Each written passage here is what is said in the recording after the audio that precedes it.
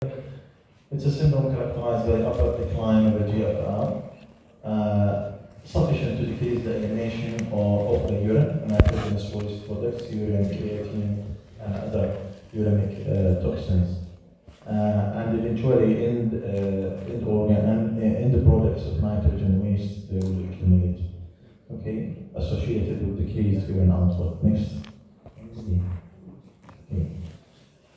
As we said, the definition is sudden deterioration of renal function defined by increased serum creatinine of 0.3 milligram per deciliter in 48 hours, or 1.5-fold increase compared to the baseline in the last 7 days. So 1.5-fold increase from the baseline, or 0.3 milligram per deciliter over the 48 hours.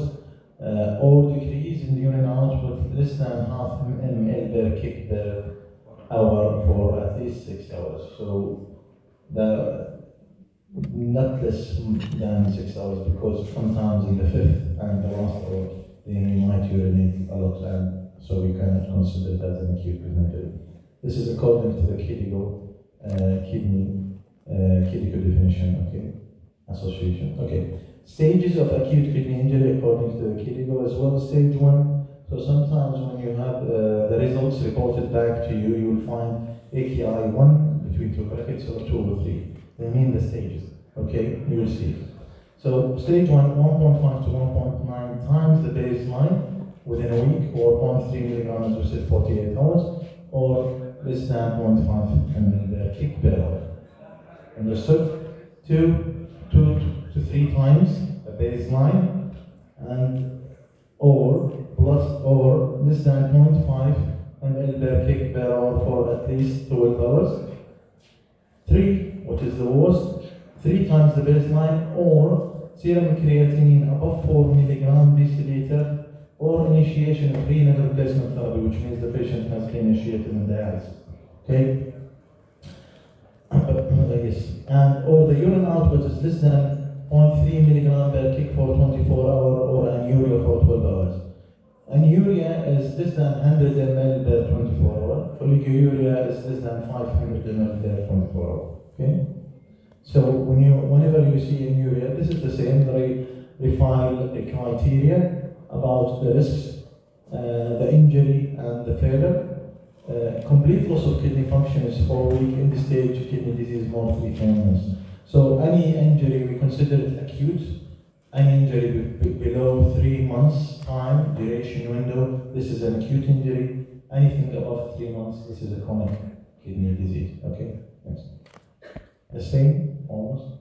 So this all the definitions and about the stages, the slides about the stages of the acute kidney injury. Next. Epidemiology, around 5% of hospital admissions is related to the acute kidney injury. 30% of the admissions in the ICUs are acute kidney injury, not related to sepsis. 25% of those hospitalized for a reason and another in the hospital, they will develop, or often they develop acute kidney injury, either because of infections, because of drugs, antibiotics that affect the kidneys. Okay? Next. This is a nice slide correlating the mortality, the stages of the acute kidney injury and the mortality after that, and how to predict in years' time. So this is the cumulative mortality, 0.2, 0.4, and this is the years. The x-axis, the y-axis, and the x-axis. X-axis, the cumulative, y-axis is the years. Okay, and you can see the worse, the severest the stage, the higher the stage, the higher the mortality in the next couple of years. And they treat the acute kidney injury as an independent factor for mortality. So acute kidney injury is an independent factor for mortality, especially in other comorbidities like heart failures and diabetes. Okay, and you look about the baseline. Those who have acute kidney injury on a normal baseline, they have a survival duration better, or some mortality, cumulative mortality ratio less, which means better survival than those who have baseline acute kidney injury on a baseline, for example, on a CKD, acute on top of chronic. Okay? Next, please. Definitions. بدكم اللي السماعة بتاعتكم ما حدا أعطاني تسجيل. That's good. Good. So azotemia means the accumulation of nitrogenous waste. Uremia, symptomatic renal failure. Oliguria, as we said, is than 500, and then urea is than 100. Next, please. So the conditions that causes azotemia or blood urea nitrogen waste to be increased: reduced effective circulatory volume, hypovolemia, diarrhea, loss of the circulatory volume effective that reaches the kidneys. This will lead to increase in the blood urea nitrogen waste products. Less blood is going to the kidneys, eventually less toxins are filtrated into the urine. Catabolic state, GI bleeding. Sometimes when you have a GI bleeder, look at the urea and the kidney function. The kidney function, the basic kidney function is sodium, potassium, urea, and creatinine in the lab, okay? Wherever you have a urea raised and the patient comes with coffee ground or something like that, this is a good marker about the bleeding. Because the hemoglobin destruction and the protein, the globin moiety of the hemoglobin will be destructed. This will, and because it's protein eventually, and this will be increase the elevate. So this will elevate the urea in the blood. Corticosteroid as well increases the urea because it increases the catabolism, muscle breakdown. This will increase. High protein diet again, because the end products of protein is urea and ammonia, and this will increase. Tetracycline, I think this will as well increase the catabolism. I'm not sure about the mechanism of tetracycline do that. It's one of the causes of increased blood urea nitrogen. Decreased blood urea nitrogen in liver disease, because often this patient, they are malnourished, they didn't have protein, so they didn't have protein to have urea and then one nitrogenous waste products. Malnutrition again. Sickle cell anemia, because as well often this patient, they have as well low muscle mass and Sayada syndrome for the with ADH, because they have water retention and it's like a dilutional thing. So because of the water retention, the urea and the products, they will be diluted. So when you test for that, they will relatively decrease. So this is the relative decrease in the last one. Conditions, as we said, affecting serum creatinine independently of the GFR, conditions that might cause elevation of the creatinine without increase of the GFR. So we will talk about the GFR in a minute. Like ketoacidosis and some antibiotics like cephalofenin, cefoxitin, and flucytosine.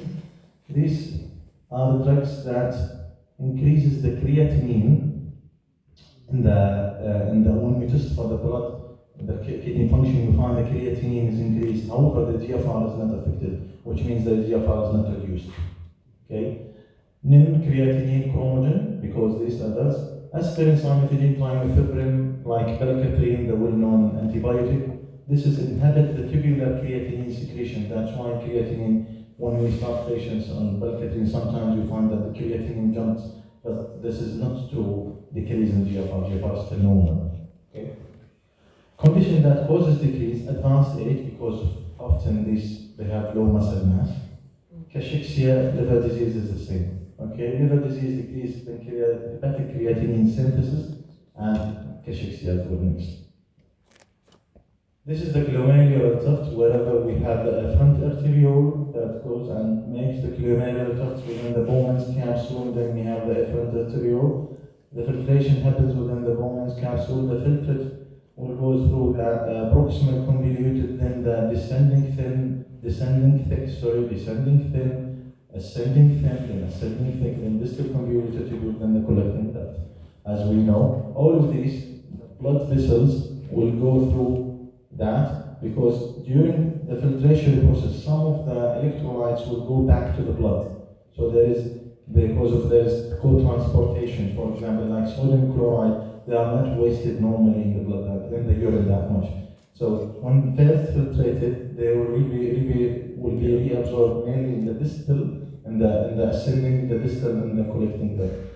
And diseases often will happen in each part of the this renal system from the glomeruli, the glomerulonephritis, and the proximal convoluted tubule where the renal tubular acidosis and these entities, they affect the proximal, the distal, and the descending limb, which we will talk about in this lecture, inshallah. Next. Estimated GFR. The GFR produced a useful index of kidney function at the level of the glomerulus.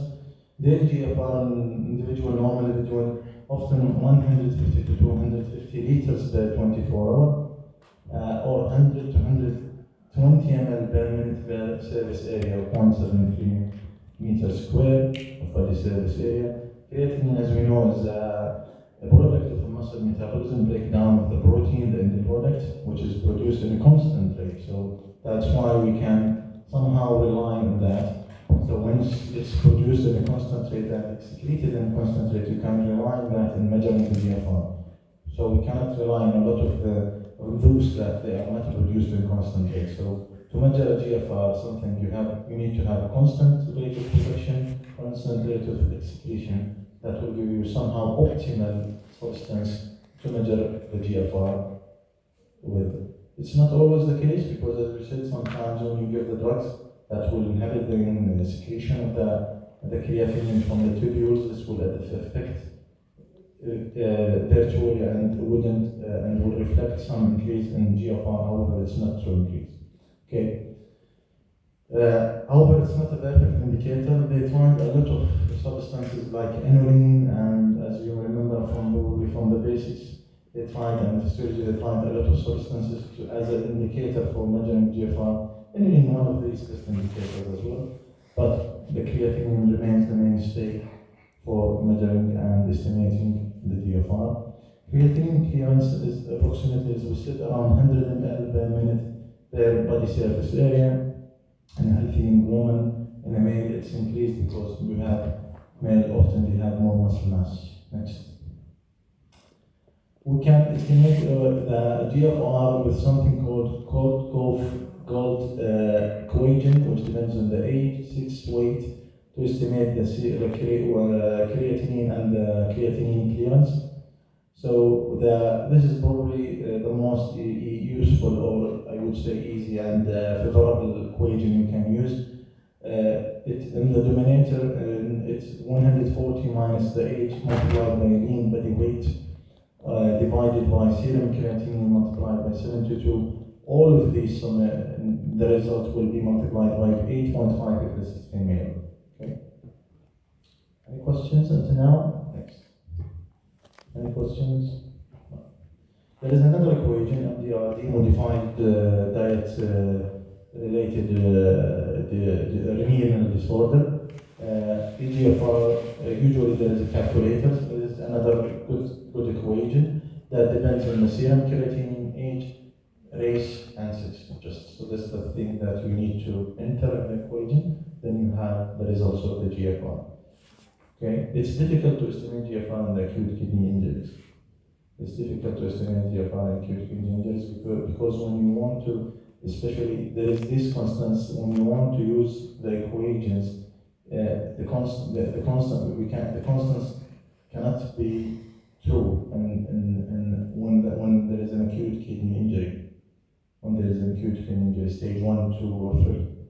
So estimation of GFR in acute kidney injury is not a good thing to be done. Should be done after, once the patient is stable, the kidney function is stable for at least, I would say, 4 to 6 weeks. Then we can estimate the GFR correctly. Okay. Next.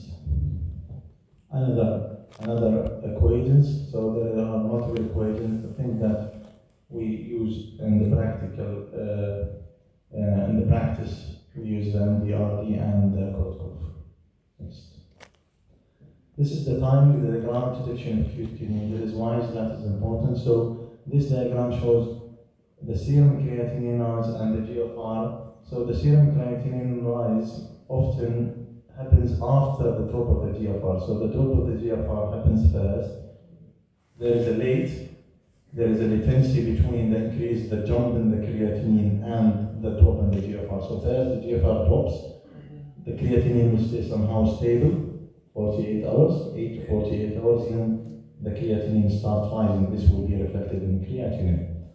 There is a novel biomarkers that we will talk about and how those that will predict kidney injury before happening with that. Because once you get the creatinine is stable, you think there is nothing there.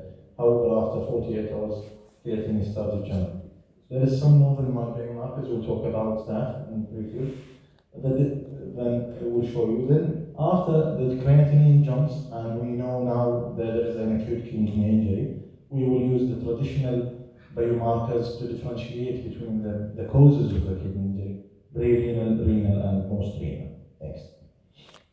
Acute kidney injury, as we said, there is a pre-renal, decreased effective circulatory volume due to hypovolemia, decreased cardiac output, heart failure, congestive liver failure, impaired renal autoregulation, like NSAIDs. What NSAIDs will do, as we said yesterday, we have the COX-1, which is a housekeeping enzyme, will suppress the prostaglandins E2 and I2, which are E2 maybe is an potent vasodilator for the afferent arteriole. This will be suppressed by that. In addition, NSAID can cause interstitial nephritis and multiple spectrum of disease as well. So about the autoregulation, it's mainly the afferent arteriole. The ACE and the ARBs as well is the same. ACE inhibitors, they cause vasoconstriction. Cyclosporin, the calcineurin inhibitors, they have the same effect on the afferent arteriole and the efferent arteriole.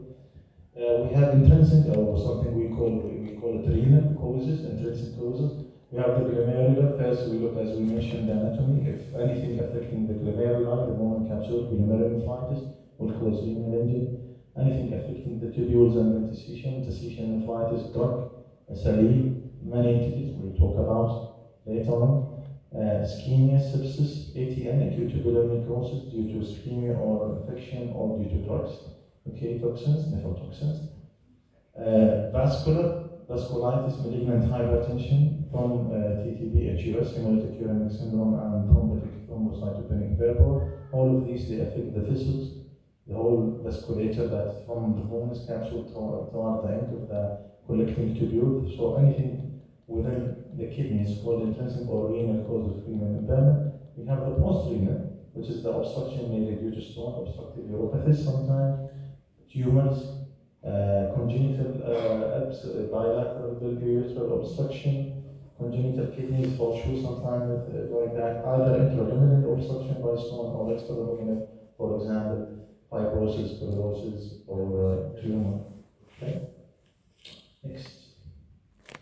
Symptoms of acute kidney injury, symptomatic. So patients often they present with uremia if it's acute, uremic symptoms, weakness, fatigue, nausea, vomiting, loss of appetite, urea, because urea crosses the blood-brain barrier, so we have this effect on the patient.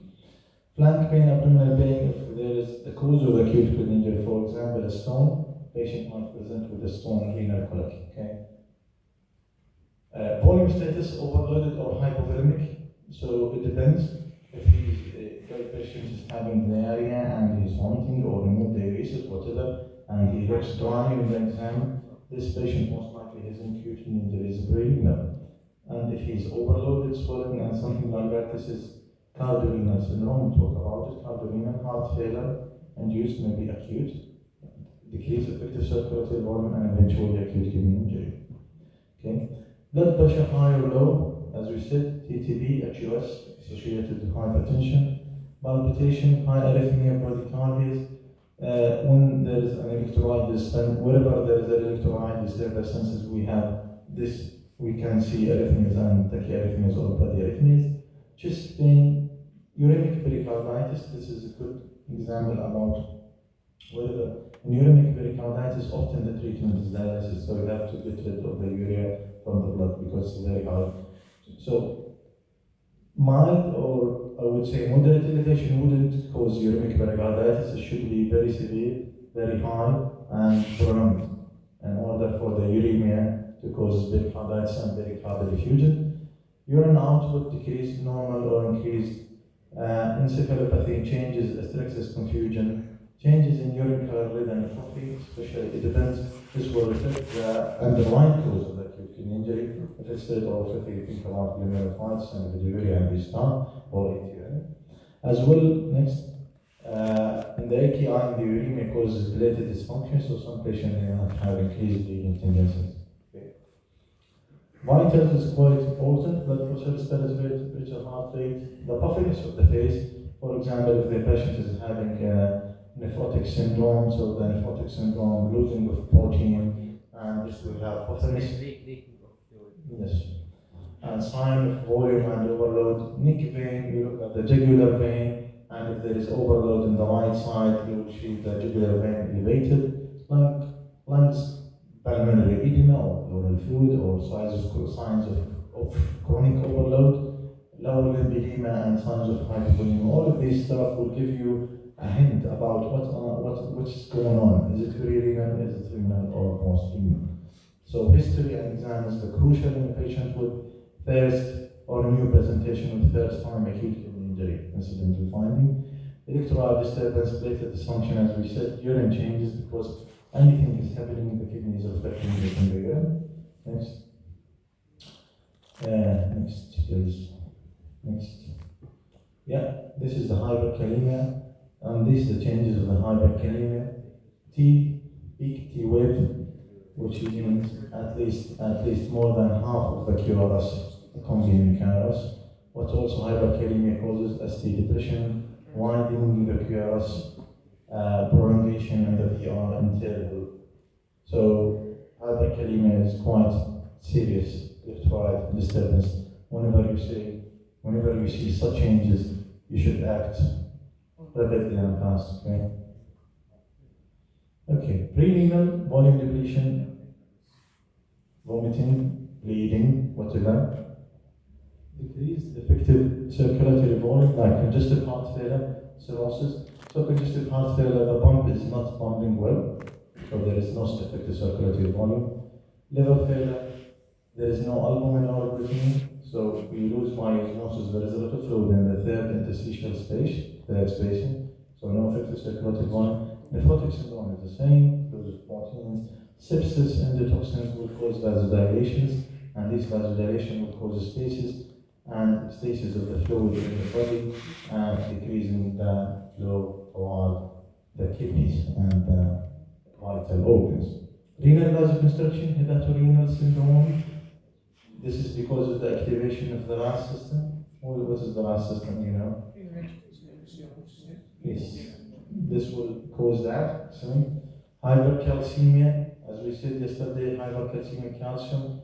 The more the intracellular calcium, the more active the ryanodine receptor, the more cyclic AMP activation, the more vasoconstriction. Okay. Non-steroidal, the same. The housekeeping hormones, housekeeping prostaglandin. Next. دكتور كمان renal artery stenosis. Yes, it won't, to be honest, if it's acute.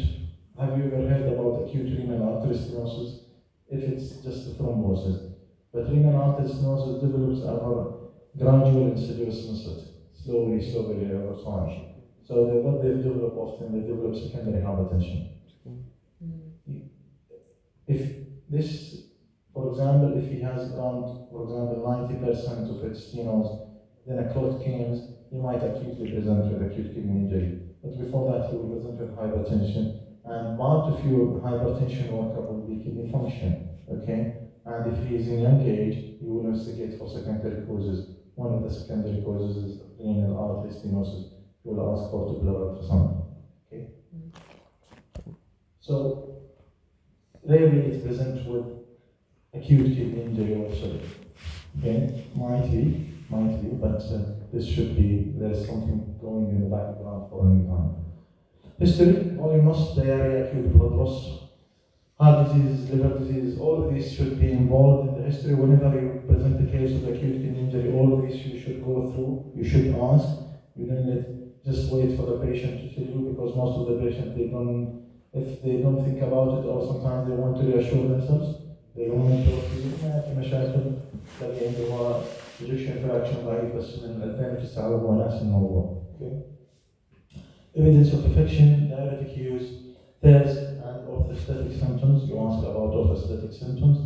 That's quite important as well. Next. Pre-renal factors, as we said, shock caused by hemorrhage, infection, acute heart failure, anaphylactic reaction, or others like hepatorenal. We have 2 types of hepatorenal. Decrease of effective circulatory volume. So what will the kidneys and the body think? Because the decrease of effective circulatory volume, the blood pressure is reduced. So reduced kidney perfusion, renal blood vessels contraction. So in order to increase the flow. So what will be the response to vasoconstriction in order to increase the flow? This will further worsen the flow because it's already reduced. So it will be further reduced the renal blood flow, drop in the glomerular filtration rate, perfusion pressure, and drop in the GFR, and eventually this will be reflected in the urine. Okay. Next.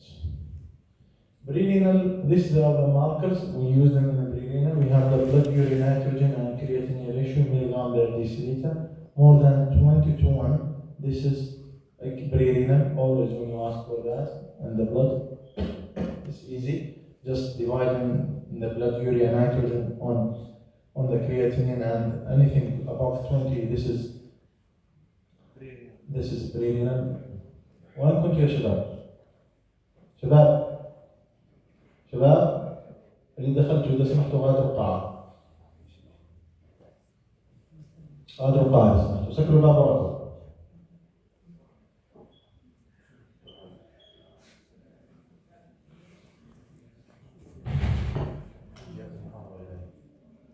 طيب. Urine indices, oliguria, so usually less than 500 ml per 24 hours. Elevated urine concentration. Because if it's pre-renal, the kidneys will try to concentrate the urine as much as it can. So the urine osmolarity is more than 700. The specific gravity is 1.02. Anyone knows what's the specific gravity? How we measure that? Specific gravity? Yes. Why it's without ratio, without unit, sorry. You can notice that there is no unit in there. Basically, if you remember the physiology, it's the weight of distilled water, or the weight of the column of urine, 10 ml, on 10 ml of distilled water. Correct? That's the urine specific gravity. Weight in weight, so there's وحدات وهرمونات, there is no unit. Okay? 1.22. So 1.22, more than 1.22, because the normal is the range between 1.01 to 1.72 or 1 to 1.02. Above that means concentrated urine. Okay? So this is about urine concentration. Oliguria, we mentioned that. Elevated evidence of high renal sodium avidity. In the renal sodium, there will be, as we said, concentrating the urine, the kidney will withhold the sodium, will not allow to filtrate sodium, in order, because the sodium and the chloride with osmosis trying to increase the pressure and the blood and the flow and the effective circulatory volume. So the urine sodium will be less than 20, and the fraction excretion will be less than 1%. 1%, okay? This is, all of these are markers for pre-renal. Memorize them. Inactive urine sediment, ما في شيء معين, because يعني just urine concentrated. It's not a tubular injury, it's not an glomerular injury. Next. Okay, so these are comparison between the pre-renal and renal. First, in the urine specific gravity, as we said, the urine specific gravity will be more than 1.02 and less than 1.01 in the acute kidney injury. So the kidney is not filtrating. The water that we drink goes as it is. The same urine osmolarity to the almost to the blood osmolarity now down there. If you look, less than 350, which is almost the plasma osmolarity. معنى آخر ما بنستفيد. The kidneys is not filtrating. ما بتشتغل. تشرب الماء بتطلع الماء زي ما هي. It's a renal injury. Okay. For the pre-renal, the kidney tries to concentrate as much as it can. Urine sodium, yes. The renal or intrinsic, urine sodium is less than 20, more for, and the renal is more than 40, wasting of the sodium, cannot withhold the sodium, okay, fraction of secretion less than 1%, less than 1%, more than 2%, هناك والurine nitrogen ratio more than 20, pre-renal renal 10 to 15. Memorize this table, please. Next. Fraction excretion of sodium can be measured at different times. Excrete the sodium filter. Next. You have this urine sodium multiplied by the volume divided on the plasma and sodium multiplied by GFR. This one is the easiest one. Urine spot sodium على البلازما sodium تقسيم اليورين spot creatinine على البلازما creatinine بيطلع معك الفراكشن excretion. This is the easiest one because you have the serum. You ask for just spot creatinine and spot sodium in the urine. Okay. Next. Etiologies is than 1%, as we said. Normal renal function, and sometimes pre-renal azotenes, hepatorenal. What happens? Anyone knows what's going on with hepatorenal syndrome? We mentioned that a couple of times here. Why hepatorenal syndrome causes? Huh? Yes, one of them is the RAS system. That's true. And there is, what does that mean? Hepatorenal syndrome happens when we have a liver failure or liver cirrhosis, chronic liver impairment. One of these mechanisms was also metabolism of certain substances, nitrous oxide and this stuff, because they are vasodilating. Nitrous oxide is a vasodilatory substance. When we have a liver injury or we have a liver impairment, chronic liver impairment, as you said, low protein, low osmotic effects, you mentioned that. The right system is activated, you are right, and the nitrous oxide causes vasodilation of the splenic veins, which means pooling of the blood there, low effective circulatory volume. All of these are not effective. Good. So by now we know what we mean by hepatorenal.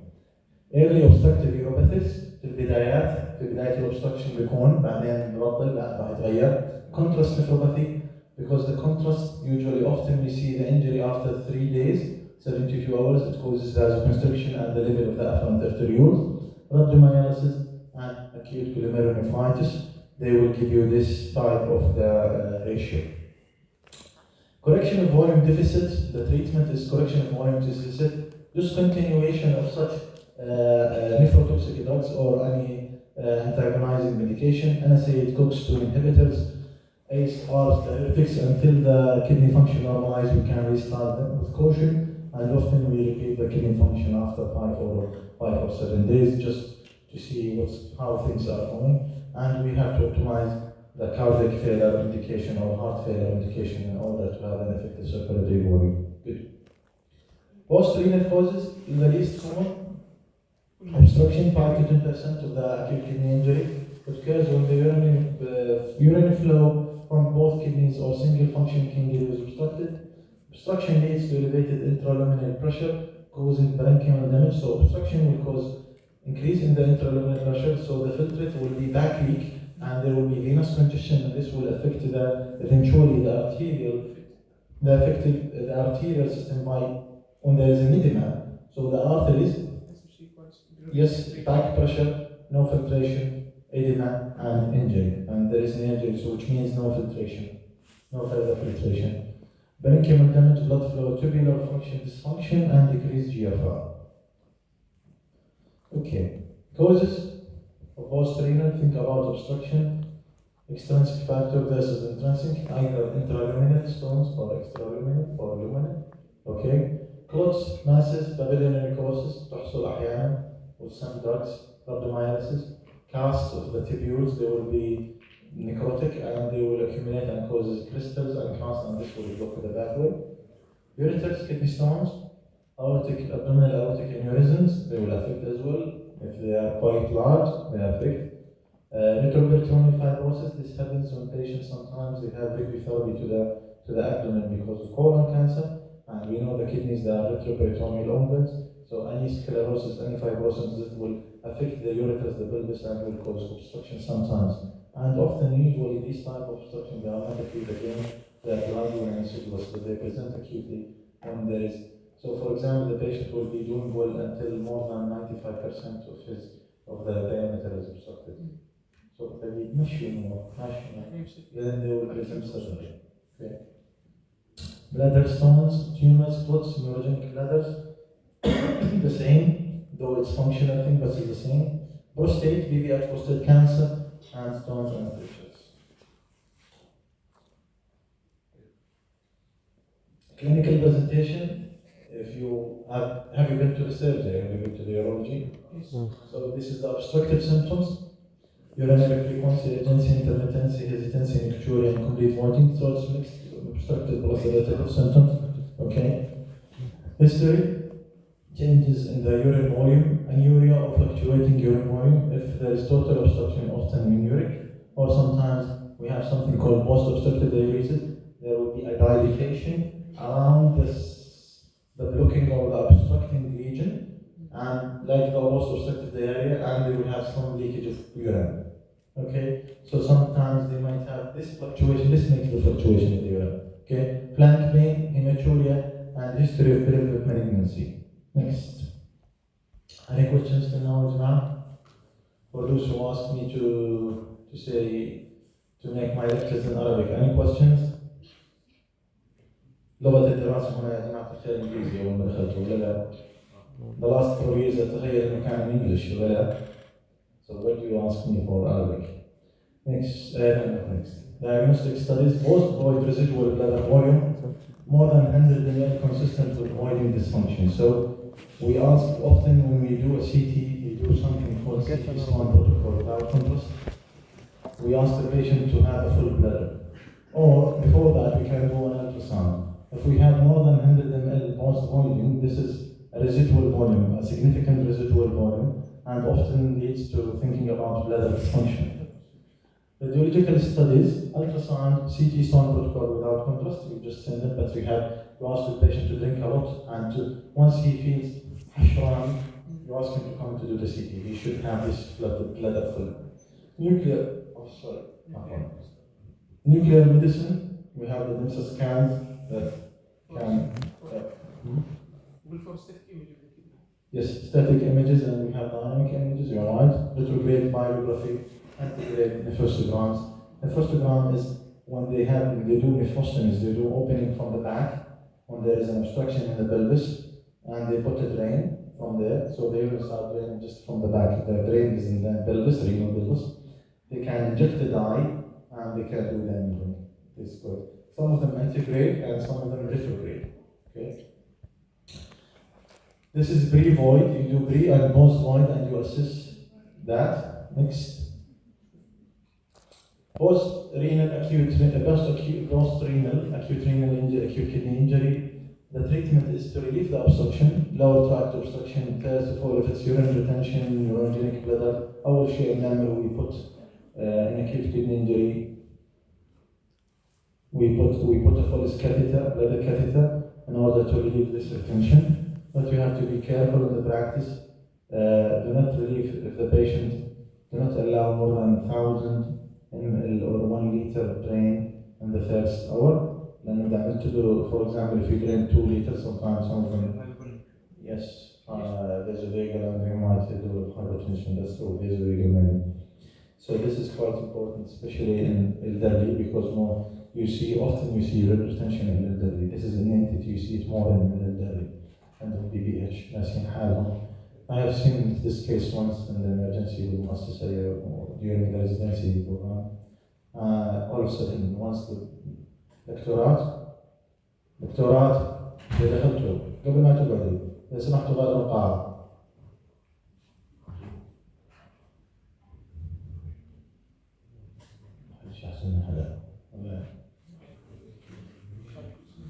Our tract obstruction. Ureteral stents, percutaneous nephrostomies. As we said, if the stent can be put to relieve obstruction, if they cannot do lithotripsy, or to extract it by laser, they do put stents sometimes. So nowadays there is a lot of activity and procedures, to be honest, that is done in neurology. So it would be a shame for a patient to develop an acute, then he would develop a chronic kidney injury from stones. Because the medicine is evolutionary in this area of medicine, the urology. So ما مفروض نشوف هاي الحالات اللي معنا, بس sometimes you see it. Percutaneous nephrostomy, as you said. Recovery of the renal function depends on the duration of the obstruction. The longer the duration, the longer the recovery. Okay? The longer the duration, the longer the recovery. Some of them, or a good number of them, they recover fully, but it takes time. Okay? Risk of post-obstructive diuresis you have to worry about once you relieve the obstruction.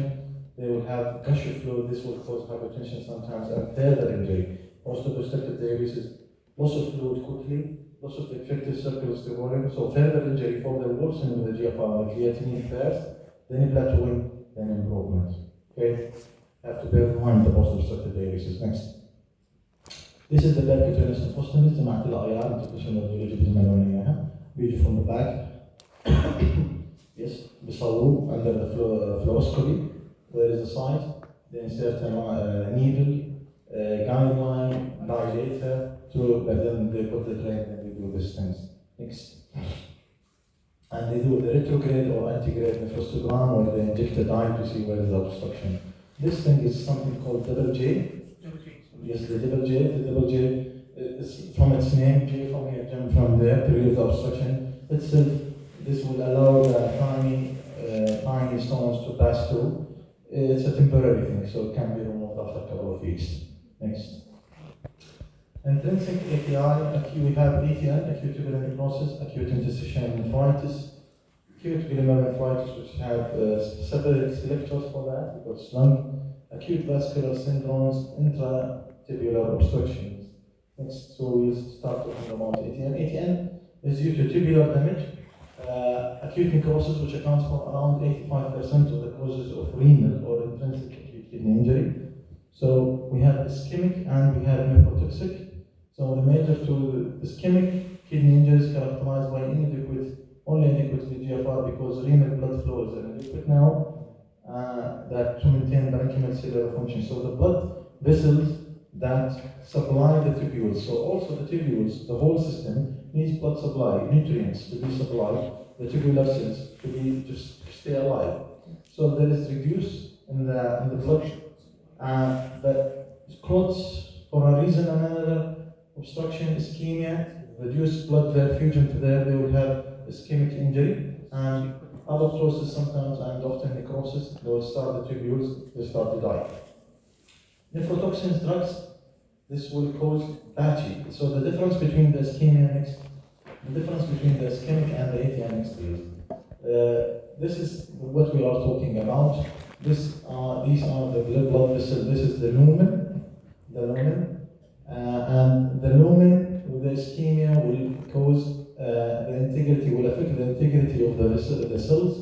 First of all, leukocyte and white cell leukocyte recruitment, the lysocytokines. This will increase the necrosis and will increase the number of the receptors, the adhesion receptors for the leukocytes. So further recruitment, a vicious cycle will come. Pro-inflammatory cytokines. This will cause necrosis, injury, oxidative load in there, and will cause disruption of the normal transporters at the basement membrane. So, and they will have sometimes as well back leak from the filtrate. So toxins might go back to the blood vessels as well, because the membrane barrier, we lost the negative barrier and we lost the negative charge there, which is one of the characteristics of such barriers. Okay, and eventually when we have a lot of necrosis, cast will form, and we have something called TAM hostile protein. Whenever we see it under the urine microscopy, will come usually with ATM. This is because of the increased rapid necrosis of the tubular cells. Okay, anything about that?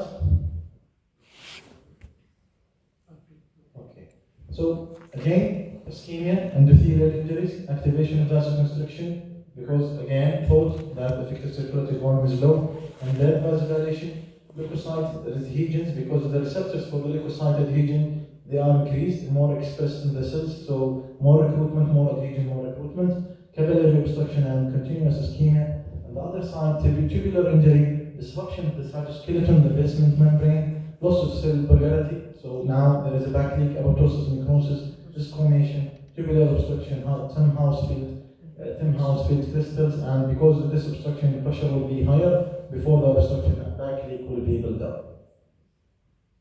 Understood? شباب كيف الحال؟ Any question? Good. Ischemic prolonged perirenal azotemia might cause ATM eventually. Hypotension, hypovolemic shock, cardiopulmonary arrest, bypass, because in the bypass, when they do CABG or open heart, often they need to transfer the blood to a lung and heart machine externally. So this will cause hypoperfusion, hypothermia, injury to the RBCs. All of these are injurious. So most of the cardiac surgeons, they would like to do without off the pump. You will hear the concept of off the pump a lot when you go to the cardiac surgeon shower rotation. So they will try, unless it's prolonged procedure, no, they will put him in the bypass machine, which is an artificial heart and lung machine. Major surgical procedures, prolonged perfusion, use of vasodilative anesthetic, all of these will cause ATM, renal plus renal ATM. Next.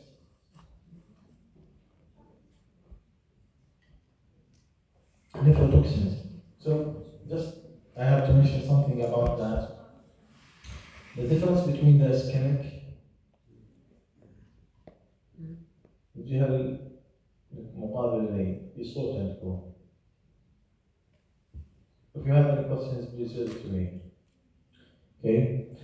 ATM, ischemic ATM under the microscopy, this is a continuous injury. For example, it will involve a large segment continuously. Nephrotoxins, they are patchy injury. They are Crohn's, patchy injury. They skipping, patchy. So the injury is patchy, the cover, okay? That's the thing you have to memorize about. So exogenous nephrotoxins, the drugs, aminoglycoside, name whatever, a lot of drugs, amphotericin B, vancomycin. These, to be honest, they are the most injurious. Okay? Contrast used in the CT scan and other scans. Synergistic combination with renal tubular toxicity plus medullary ischemia, because as we said, they have a direct injury on the tubules, and as well they have a vasoconstrictive effect on the afferent arteries, and so they have ischemia and plus direct injury. Okay. Often what we do, low volume of contrast, deiodinated, for those who are at high risk, we give them rehydration of the fluid. It depends, sometimes 5 hours before and 2 hours after. Some of them they say 10 to 12 hours before. And they have looked for the literature for around 14, 15 substances to use as a precaution or protective for those with acute kidney injury before contrast. So they looked for any preventive measures for contrast-induced nephropathy. They looked at around 15 substances, منهم N-acetylcysteine, البايكارب, الانمين, في كثير شغلات سمت. These are, they didn't know that no one has been proved to be kidney protective about the bicarb, to be honest. حتى N-acetylcysteine لسه عليه. So most of the things that we do, نعمل good hydration, fluid, IV fluid is number one. So evidence is powerful evidence. Number two is a bicarb. So we give, sometimes we give 5 hours before an infusion of 500 or 1 liter even of dextrose water, which is isogenic, plus 2 mLs of bicarb, 100 milliequivalent, or 50, and you give another 50 after, before the CT. You do the CT, give another 500 over an hour with a 50 milliequivalent bicarb. So there is a lot of different things, but these are, to remember, the proven and the evidence are has been shown in the IV hydration and bicarb. Next. And decreasing the toxicity, the nephrotoxicity and contrast-induced nephropathies. Okay, as well they have an endogenous heat-containing products, uric acid, paraproteins, myoglobin because crushing the muscle, electrical shock, seizures, cocaine, all of these will cause myoglobin. The globin immunity by itself is toxic to the tubules, and the globin immunity of the myoglobin will cause urine deficit to falsely lead to hemoglobin. So again, When you do the dipstick, they will give you that there is blood, but this is not true blood. This is because of myoglobin. The globin is acidic. If you want to know that, you can do further analysis, or you put them in a urine under a microscope. Okay. It appears dark, but there is no red cells or cast. هذا الشيء اللي تفرقوا بينهم. Patient with myoglobin, as you know, because of the crush of the mucosa, there will be a release of the electrolytes, hyperkalemia, hyperphosphatemia, calcium. So more calcium and phosphate. In addition, if they found oxalate in the urine, this will be, you have oxalic acid crystals, you have calcium phosphorate and calcium pyruvate crystals as well. So this at risk for developing stones in the lung, or I will say crystals, أو ما يسمى بلغتنا عامية ترسبات. الله عندي ترسبات. Okay. تمام. The mainstay is volume repletion, urine alkalization. So then the urine becomes clear acidic, and the media for stone formation, most of that is acidic, so you have to alkalize. Hemoglobin, intravascular hemolysis, hyperuricemia due to rapid cell turnover, especially in those with leukemias. And once you give them chemotherapy, there will be cell lysis, rapid. Hydroxyurea causes that. So we give them xanthine, allopurinol, and sometimes we give them something that to inhibit even xanthine formation. It's something different as well, other than allopurinol, more expensive, can be given as well if the allopurinol failed to do that. And good hydration as well. اسمه راح نلاقي بس بذكر. This Jones protein is the same we see in multiple myeloma. All these proteins, they cause direct injuries and tubular obstruction as well. Next. So this is the difference in the normal urine and the right, in the middle, concentrated in the right. This is very concentrated. It might be myoglobin or might be something called alkaptonuria, black urine. When there is an excessive excretion of alkaptan due to congenital enzyme defect, ما حد يسمي شو.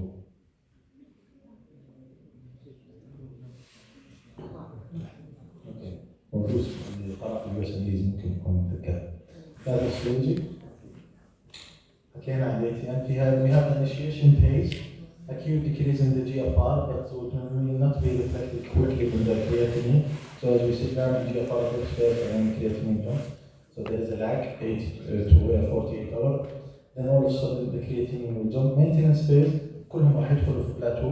GFR راح يظل reduced والكرياتينين راح يظل عالي. Recovery phase, tubular function will be restored.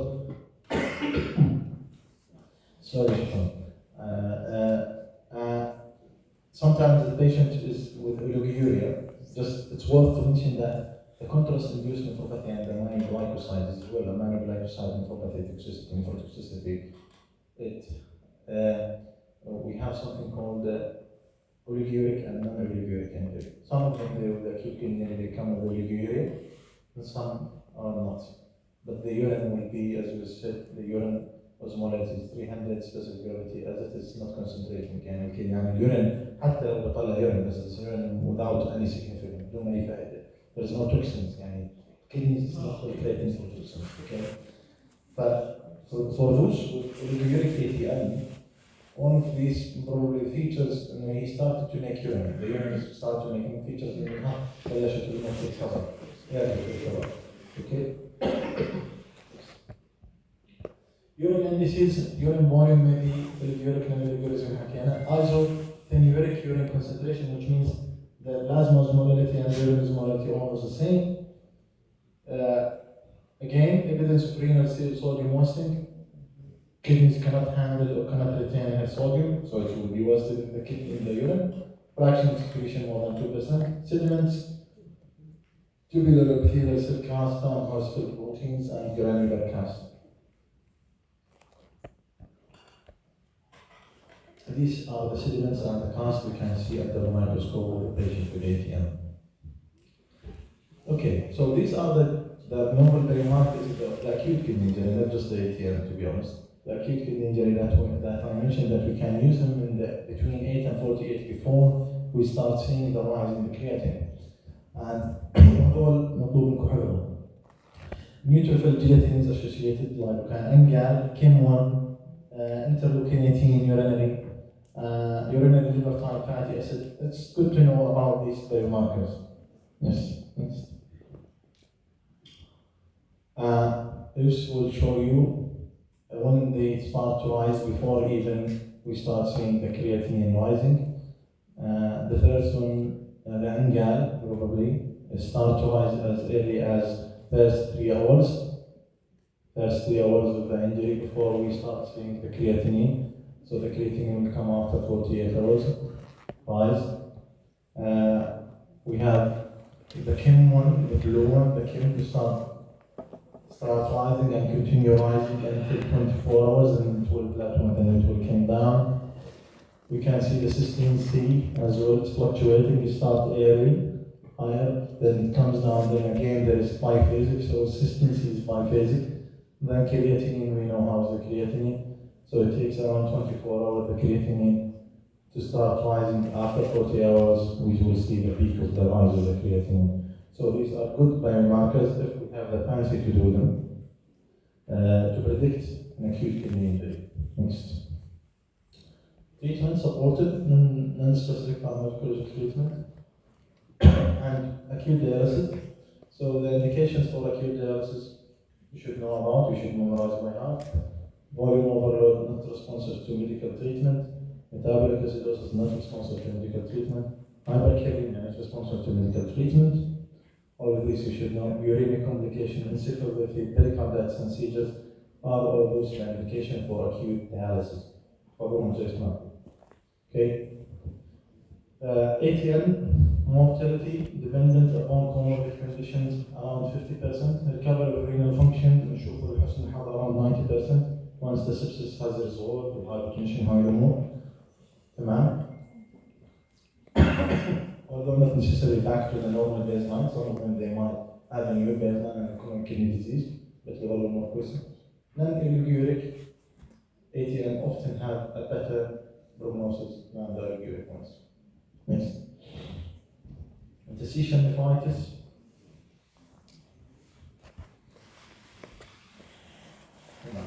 Acute interstitial nephritis accounts for 10 to 15% of the cases of entrance and kidney failure.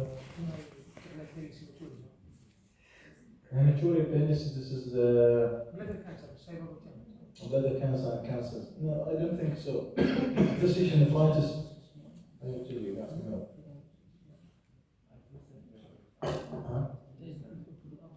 No. No, nephritis, interstitial, it's affecting the interstitium rather than woman's capsule, so it's not a hematuria. Might cause proteinuria and acute kidney injury, but it won't cause hematuria, unless the vessels are involved. Okay?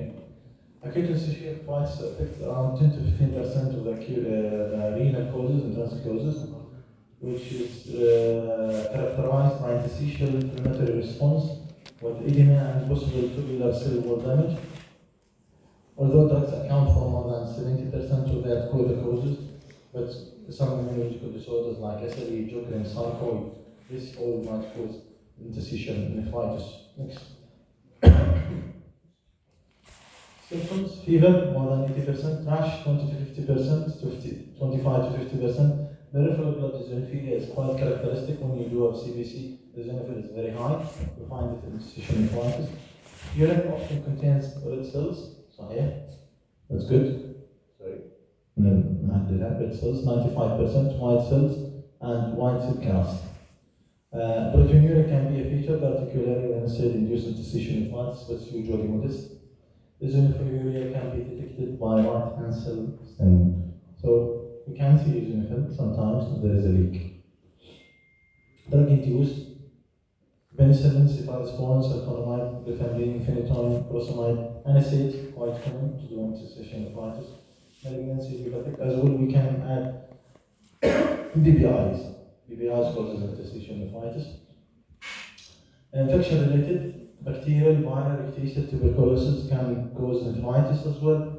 Systemic diseases, SLE, Joker, sarcoid, tubular interstitial nephritis and uveitis, which is a special primary entity rather than being secondary to immune disease. Discontinue offending drug. The treatment, first of all, if there is an offending drug, we have to stop it as we all know. Treat underlying infection if it's infectious cause. Treat systemic if it's SLE. And often, if we don't, it's idiopathic, the treatment is glucocorticoid. Okay? So for those who fail to respond to conservative therapy, we give 60 milligram of prednisolone for 2 weeks, then we taper slowly and according to the response. Often this entity has a good prognosis and good response to steroids. Next.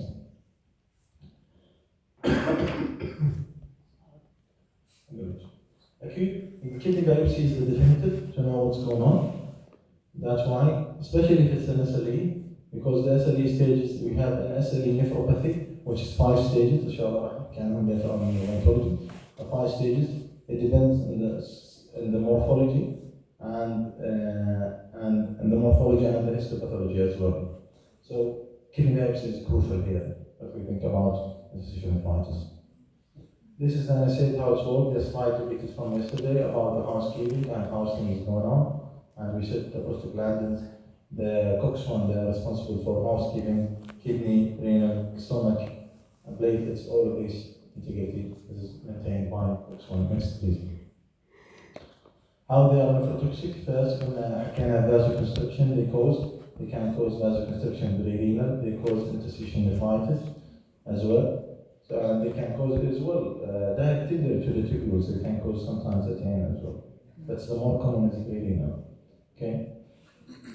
Sodium, water retention, congestive heart failure, papillary necrosis, interstitial nephritis, AKI, and hyperkalemia. Abdominal compartment syndrome, this entity caused, we can say in the most renal as well, we can see it sometimes. It's markedly increasing current abdominal pressure more than 20 millimeter mercury, and often we measure, you need 2 catheters sometimes. It's ideally you need 2 catheters to measure that.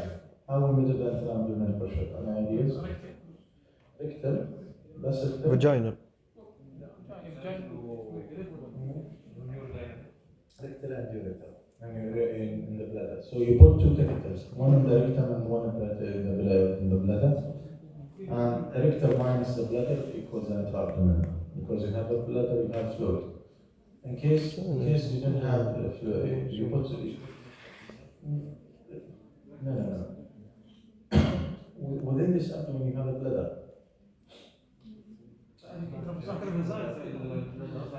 Intravasically, to tell you, we do it just intravasically. I'm just about to tell you that we do it just intravasically.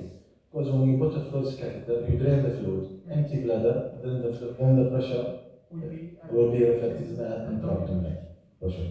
So we don't do that. That's ideal in people. I have to. Okay. So trauma, abdominal surgery, massive fluid resuscitation.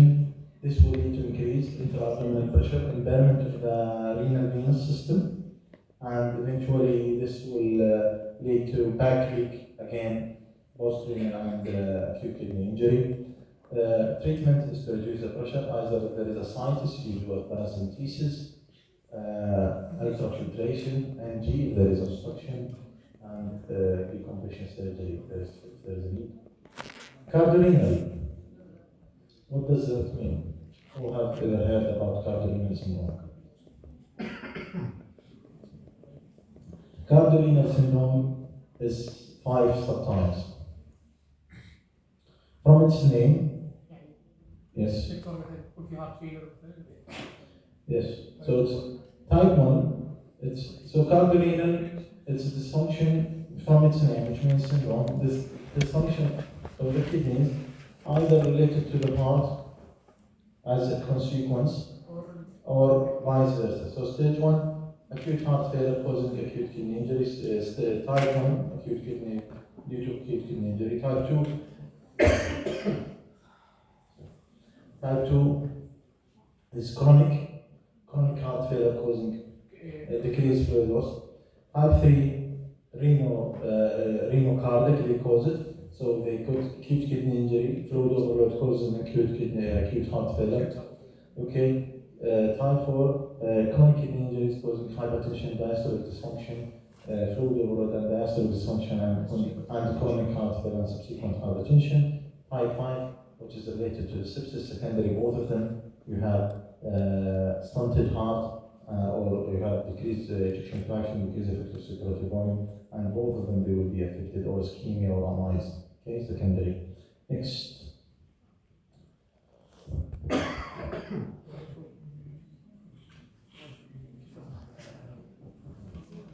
Chronic kidney disease, let's continue now. Okay, let's continue. Chronic kidney disease next. في محاضرة بس just we'll skip it. We'll نخلص chronic kidney disease, then we can arrange the acid base إن شاء الله later on. Okay. Criteria for chronic kidney disease. خليكم معي.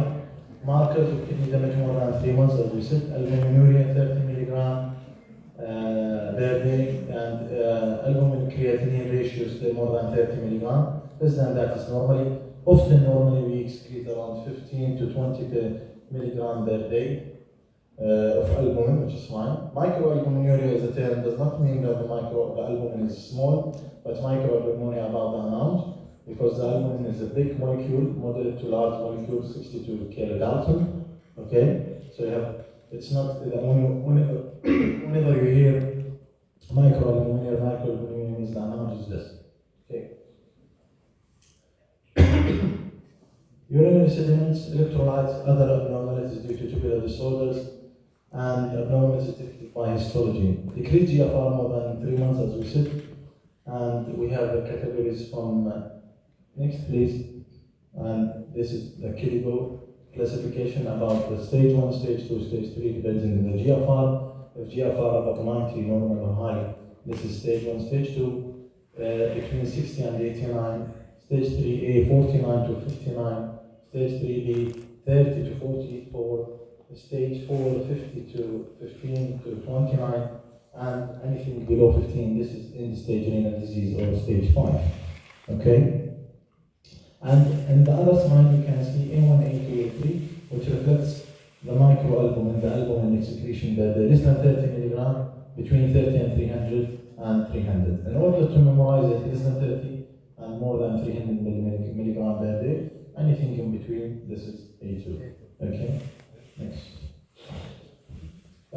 Chronic kidney disease affects up to 20 million Americans and 1 in 9 adults. So it's quite a common disease. Most of them they are unaware because this is an insidious injury. I had a barrel, he's making urine, he's doing fine until he reaches final stages. He might present with some urine, or if he is unlucky to have an acute on top, or so that will bring him, or incidentally you do some blood for something different and you find this. Most of the time, yes. Over 70% of the stages of chronic kidney disease are due to diabetes mellitus. The most common cause of renal failure secondary is diabetes, okay, nephropathy, or hypertension. To be honest, diabetes is more. Glomerulonephritis, cystic disease, and less than 12% they have unknown causes. Chronic kidney disease is rarely reversible. عدينا مرحلة recovery and healing. So we are talking about stabilizing and محافظة, at least to conserve with what we have, and to prevent progression. Reduction in renal mass leads to hypertrophy of the remaining nephrons and hyperfiltration. Causes of chronic kidney injury, as we said, primary causes, glomerular diseases, focal segmental glomerulosis, which is the most common one, membranoproliferative, membranous IgA nephropathy, secondary glomerular diabetes being the most common causative agents, amyloidosis, post-infectious HIV, CKD, sickle cell, and semi-measured tubular association nephritis, hereditary diseases like polycystic kidney disease, medullary spondylosis, and Albert syndrome, obstructive nephropathy, and vascular hypertension and renal artery stenosis. CKD cause, most of the common causes of diabetes, second most hypertension, 11% glomerulonephritis, 4% is seizure, 18% others. Symptoms, any symptom can be affected by CKD. General fatigue, weakness, slower pain, chronically ill.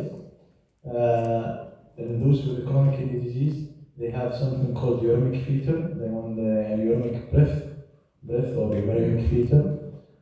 He looks earthy color appearance. Patients with an earthy color appearance. This is characteristic for chronic kidney disease, especially end-stage renal disease.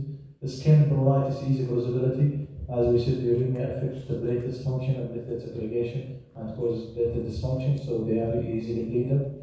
And in order to reverse any bleeding with chronic kidney disease or due to uremia, we give desmopressin often. Okay, and if they are not responsible, we can very rarely we give high precipitate. ENT, metallic taste in the mouth, epistaxis, urinic fatal or urinic breath, eyes, pale conjunctiva or they are anemic, pulmonary shortness of breath because they are most of the time they are overloaded, cardiovascular, dyspnea, exertion, pericarditis, hypertension, cardiomegaly, and if there is pericarditis friction, what we will hear. Anorexia, nausea, and vomiting, they are quite common and associated with uremia. Genitourinary, nocturia, impotence, and nasopharyngia. Neuromuscular restless leg syndrome is important in CKD, so patients with uremia is one of the major causes for restless leg syndrome, and it won't be treated, this restless leg syndrome, apart if you treat the uremia or underlying cause, cramps in the legs because of the electrolyte imbalances. Neurological decreased irritability, and concentrate decreased libido, hysterexis, and peripheral neuropathy as well. Underlying cause either diabetes or uremia itself affect the nerves and causes the peripheral neuropathy. Elevation of the blood urine nitrogen serum creatinine, anemia, metabolic acidosis, hyperphosphatemia, hypocalcemia, hyperthyroidism, because we lose the ability of the kidney to hydroxylate the 25. So we get the vitamin D from cholesterol. Cholesterol first, under the UV light in the skin, it will be converted to 7-dihydrocholesterol. This will go to the liver and will be converted into 25 cholecalciferol. The liver will cause as well 24, conjugation of 24. Conjugation of 24. The kidneys have one alpha hydroxylase that will add one 25 cholecalciferol is the vitamin D3, the active form, which is responsible for absorption of the calcium from the gut and reabsorption of the phosphorus and the calcium in the proximal tubule. Okay, so that's why we have hypocalcemia, because no longer the one alpha hydroxylation is available. Okay, hyperkalemia. And urine analysis, as we said, usually it shows isophenuria. If the chronic kidney disease in the state, heteroparathyroidism is the same. The kidneys are useless. They are not concentrating, they are not doing anything, so the sperm is more eating. Waxy cast as well. Next. That's the waxy cast for CKD patient under a microscope. Ultrasound of the kidneys, often they are shrinkage, less than 10 centimeter diameter. Some echogenicity is lost. This will support that the thing is an ongoing thing, is a chronic thing. Normal or large kidneys can be seen in special cases in CKD, who knows? So there is special cases in CKD. Most of the time, CKD, we have small kidneys. But in special cases, we have hypertrophied. Who knows the cases? Do you know the cases? Tora. What's your name? Renat. What are the causes of large kidney and CKD?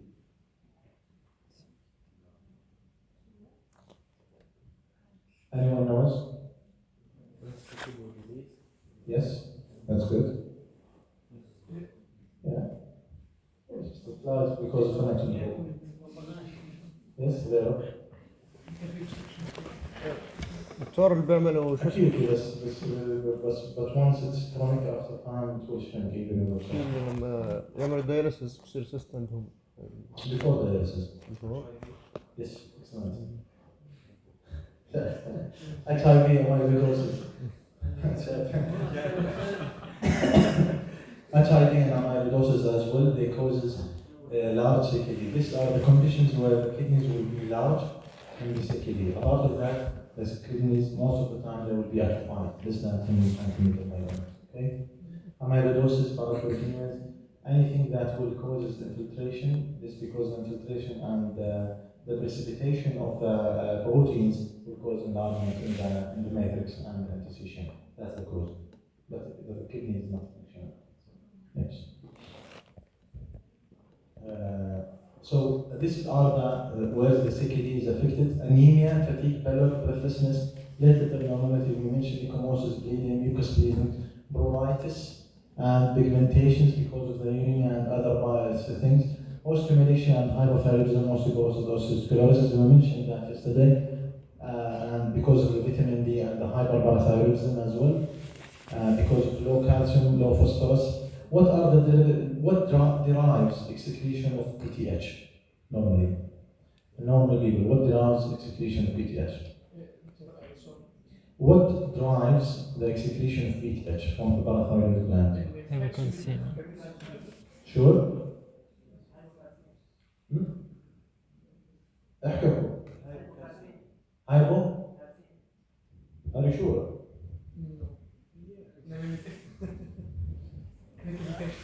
فيتامين Phosphorus. Thank you. So it's phosphorus. Hypophosphatemia normally derives the PTH excretion. But فيهم that the phosphorus high because of the feedback, negative feedback is lost because of the phosphorus is always high. Now it depends on the calcium. Low vitamin D, low calcium, then PTH. But normally in us, normal subjects, it's a phosphorus. Okay? So CNS confusion, coma fits, and severe uremia, cardiovascular, as we mentioned, hypertension, atherosclerosis, peripheral vascular disease, urinary pericarditis, and anorexia, nausea, vomiting, diarrhea, and we already mentioned that. Next. Hyperkalemia is quite important, especially when the GFR drops around 10 to 20, very early stage. They have recurrent visits because of the hyperkalemia. We should keep an eye on them. So once they reach this, قبل ما they reach the stage 4, we prepare them. بنحضرهم ونقول لهم ممكن نحط لهم فيستولا ونقول لهم انتم قربتوا على stage 5 غالبا ممكن تحتاج dialysis. يعني لما يقرب على 15 على 20 we start talking about that, or we may talk about that before even. Okay, so we have to know that to prepare your patients. مش انه فجأة بفصل من بالليل يجيك تقعد تركب dialysis كاثيتر وتركب. No, predict everything، اشتغل صح. احكي معاه، حضره، prepare him. مشان يعني لو اجى بالليل بكون عنده فيستولا، ما اجى معك دايلسيس بحطوا الكاميرا بغسلوا له بيعملوا دايلسيس بيشتغلوا بصحة جيدة. So this is quite important to remember. Is the 18 and function cost? Is that 15 and below? This is an end-stage renal disease. Some of them you will see inshallah the practice for those who want to go through as if you're going the medicine. Maybe when you are students or you are more and you are residents. And the nephrologist they wait until it's 5. يعني حتى 15-5 يطولوا بالهم عليهم. They give them advices, renal diet, high hormone, high protein diet, and strict monitoring كل أسبوعين نشوف وقت العيادة whatever like that. They might wait in some of them until they reach 5. بس قبل هيك بس often most of the time we prepare themselves. إذا ما بدهم fistulas we might think of catheters when they have catheters and the subclavian, and they will show you in the last couple of slides. Okay. Cellular destruction, hyporenemic hypoaldosteronism, type 4 renal tubular acidosis, especially in diabetes, acidemia because of the acidosis. Each 0.6 millicovalent of potassium will reduce, bring the pH down 0.1 unit. Diets of food soil disturbing containing potassium, so we advise them not to eat the high containing potassium diet. Like what? Moles. Come on. Red meat ما فيها لدرجة، بالعكس أنت بدك تعطيهم شوية بروتين عالي. Because they are malnourished. Part of the drugs. Like what? Drugs? بوتاسيوم جكسن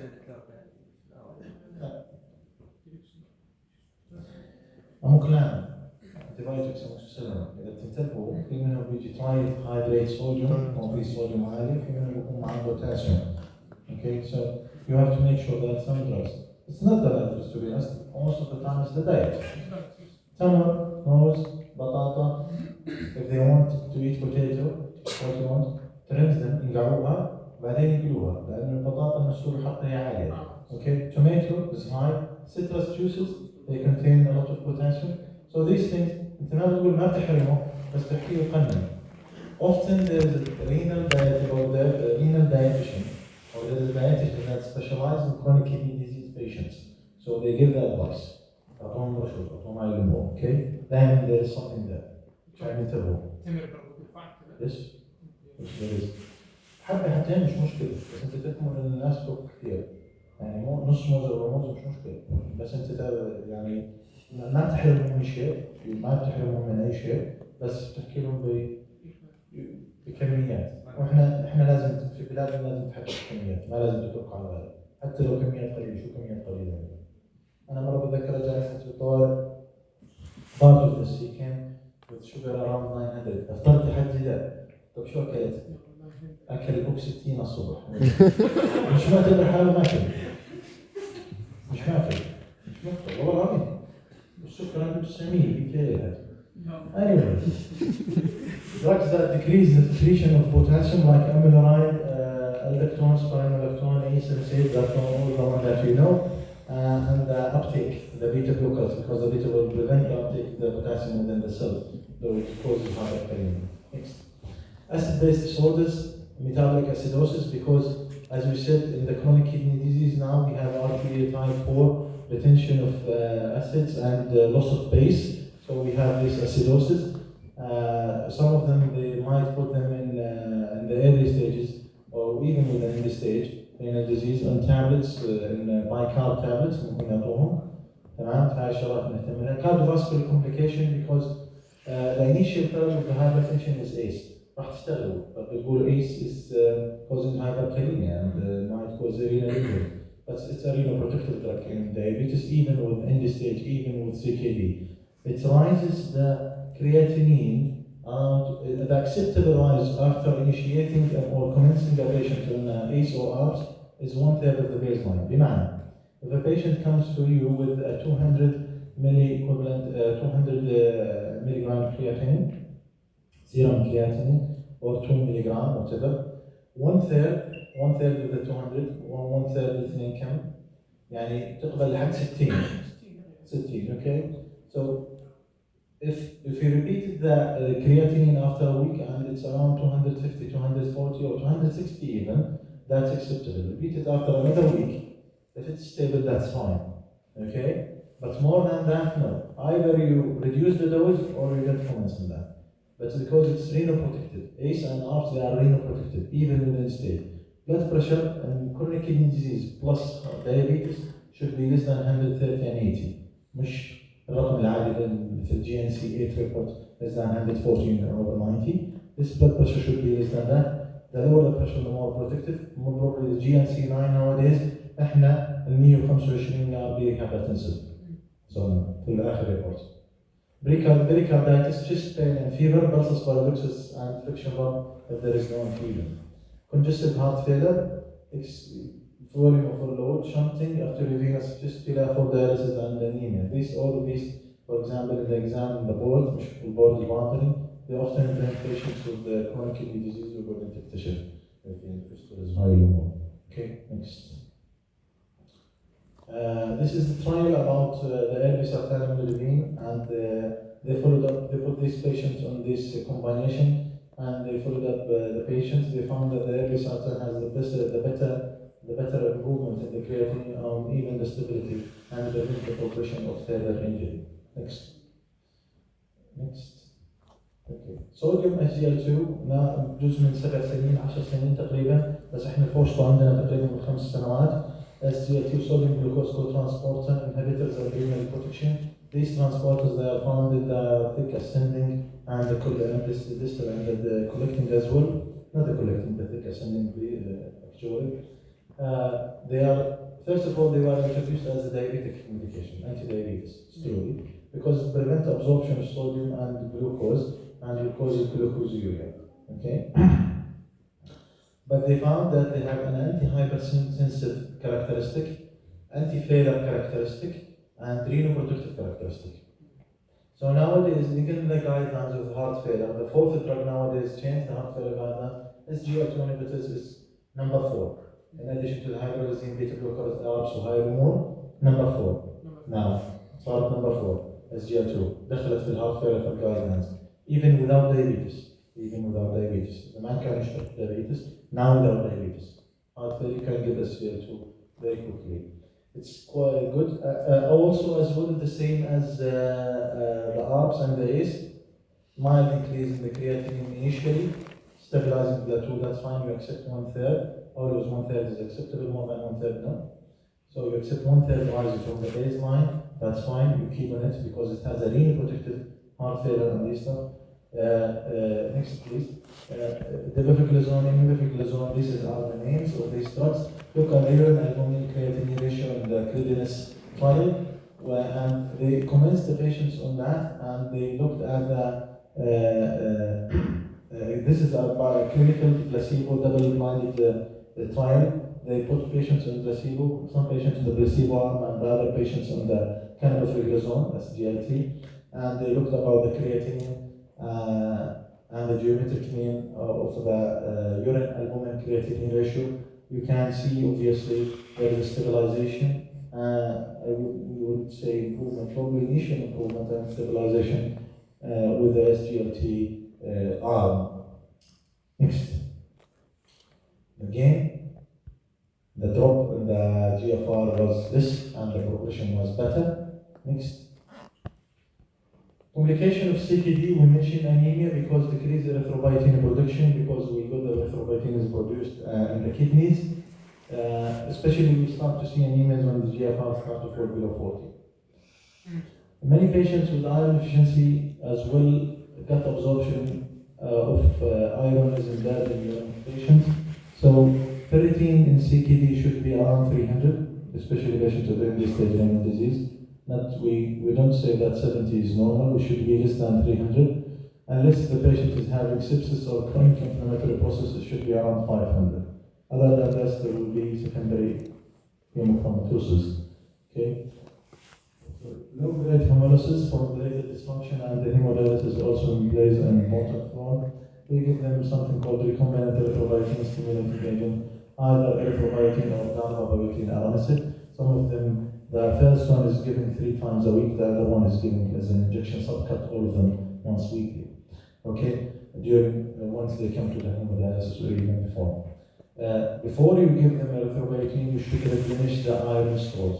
And not in fact, erythropoietin iron stores, they are depleted. So we check, as you said, the ferritin should be around 200, 300 in CKD at this stage, especially stage 4 and above, and 5. Coagulopathy, platelet dysfunction, next please. Uremic encephalopathy. والله يمرر الورقة بينكم وكل واحد يوقع جنب اسمه إذا سمحتوا. مش مشكلة بس مرر الورقة لزملائكم مشان أكبر عدد قبل ما نخلص. تمام. Neurological complication uremic encephalopathy often occurs in very late when the GFR is less than 10, even we exceed. Peripheral neuropathy manifests themselves as sensory motor, so they have impaired sensation. Stock and glove distribution is the same distribution of the diabetic nephropathy. Okay, isolated multiple monopathy, multiplex is the same, either because of the uremia or either because the underlying secondary diabetes is associated. Restless leg syndrome, impotence, dysfunction. Next, disorder of mineral metabolism. Chronic kidney disease, reduced renal phosphorus clearance, hyperphosphatemia, and increased fibroblast growth factor 23. This will, with the reduced hydroxylation of the vitamin D, we will have hypocalcemia. Okay, hypocalcemia will be now the causes hyperparathyroidism, and as well we have vitamin D resistance in the chronic kidney disease. The receptors will be changed and they will resist the vitamin D. Next. Mineral metabolism disorders, osteoarthritis, fibrosa cystica. This is the only changes related to secondary hyperthyroidism. Affects around 50% of the patients with early stage renal disease. Marked elevation of the BTH and leads to high bone turnover due to osteoclastic activity, bone resorption. So it's first the BTH acts in the osteoblast, and the osteoblast will send some messengers to osteoblast to act upon and causes bone resorption. Metastatic calcification like tumoral calcinosis can occur radiographically Most prominent in the pharynges and the lateral end of the clavicles, you see this metastatic calcification. Osteomalacia, the disorder and mineralization as well. It's called renal osteodystrophy, related to low bone turnover. Around 50% of those who are in the stage. Worsened kidney function and decreased renal conversion of the 25. Vitamin D or hydroxycholecalciferol to active form. Gut absorption of the calcium is diminished because, as we said, the vitamin D helps in the calcium absorption. This will lead to abnormal bone mineralization. Adynamic bone, this is a disease of very low bone turnover. So for the bones to be healthy, we have to have turnover. Osteoclast and osteoclast to the shebang. Remodeling, okay, for our bones. Low bone turnover, more than 25% of end stage renal diseases show minimal osteoid and decreased absent bone remodeling. Its frequency is increasing by increased use of active vitamin D and suppressed BTH. So what happens when you suppress the BTH massively? So as well, the BTH should not be suppressed that much in the end stage renal disease. For those we give them 1-alpha or calcium, the calcium supplements, and measure the BTH every 3 months. We measure the BTH every 3 months. We should accept the BTH around 50 to 60. Normally it should be around 15 nanogram per ml. Okay? Or there is another unit as well. But because this not to lead to the adynamic bone disease. Next. This is the pharynges. This is the osteitis bone fibrosa cystica, which sometimes they call it crown tumor. Okay? This is the calcinosis, the metastatic calcinosis that might happen. Next. Dietary management, protein restriction should not exceed 1 gram per kg per day. Salt and water restriction, potassium restriction, phosphorus and magnesium restriction, because these electrolytes are not excreted anymore in the urine. Okay? According to the KDIGO guidelines, dialysis should be started when a patient GFR drops to 10, but sometimes in the practice we later to 5. Diabetic patients should start with a higher GFR or serum creatinine of 6. We cannot wait because this is detrimental, severe acidosis, and this will affect the brain massively. Okay? Again, the indications for dialysis, acute dialysis, we have mentioned that. Next. Kidney transplantation, 2/3 of kidney transplant come from deceased donors, and 1/3 comes from living donor. Deceased يعني واحد توفى له من الكدنيز رأسا، and 1/3 comes from living donor, a relative or relative, أخ أو أخت or relative. But depends, they do the actually matching before, and they do a lot of things before that. We use immunosuppressive drugs, steroids, immunon, salicylates, mycophenolate, all of these, in order not to reject the organ after the transplant.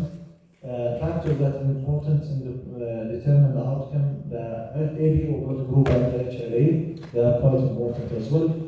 Non-immunological factors like the age, calcified vessels, abnormal vessels, long time on dialysis, all of these will make the transplant success is less favorable. Now, in case CMV and hypertension and hyperlipidemia, the more the comorbidities, the less favorable the outcome, the less favorable the prognosis. Next. Grafted kidney, often when we do the graft, when the transplant is grafted in the right pelvis or the left, it depends, but usually in the pelvis, and they keep the abnormal or the old kidneys there. They don't remove it, and you can see the scar and wire. Next. Fistulas, this is how we prepare the fistulas. This is the renal replacement machine. We'll do the filter, and in the fistula, they try to connect the artery and the vein, or causing for the veins to be arterialized, sometimes we call it. They put the cannulas, so they take the blood from the vein and they return it back to the artery. They take it from the artery and they return it back to the vein. Next. These are the sites, entry and exit. It can be radial, it can be brachial. We start first with the radial, with the furthest part from the body, then we can't go centrally. Okay? Because if you go centrally, as you are going centrally, some of them The fistula might stay for around 5-6 years, then it will be clotted, stop working. You check for that with a thrill, continuous machinery nerve, with a thrill when you put your hand. بعدين بيسكر. Later on remove it. Proximally 5 سنين 10 سنين whatever another إذا له عمر duration. طبعا we were talking about these patients and they are lucky who live more than 10 years without transplant. Then the proximal shunt, the more the risk for something called high output heart failure. Right? This is, think of catheter in the subclavian area. You can see the red is the artery, the vein, the blue is the vein. Inserted, that is easy. There's 2 tips and 2 openings. The opening, the higher opening acts like a vein, and the lower opening acts like an artery, and the lower opening acts like a vein. So you take the blood arterial and you return it back. You return it back as after dialyzed as in to the systemic circulation. After to the venous circulation. The caps, intrajugular vein, you can insert it intrajugularly and you can insert it subclavian. This is a lymph area. Think of catheter because there is an entry and exit site and there will be a fibrosis sclerosis in the tract in order to prevent an infection. Next. This is briefly about how the dialysis machine acts. We have the dialysate, the fluid, the filters, the heparin pump in order not the blood to be clotted within the circulation, the priming, and we have the output and we have the input again to the patient. This is a peritoneal dialysis. Bags and how peritoneal dialysis is time consuming. The patient will do dialysis at home around 4 to 6 hours, and he has to change a lot of bags. Any questions?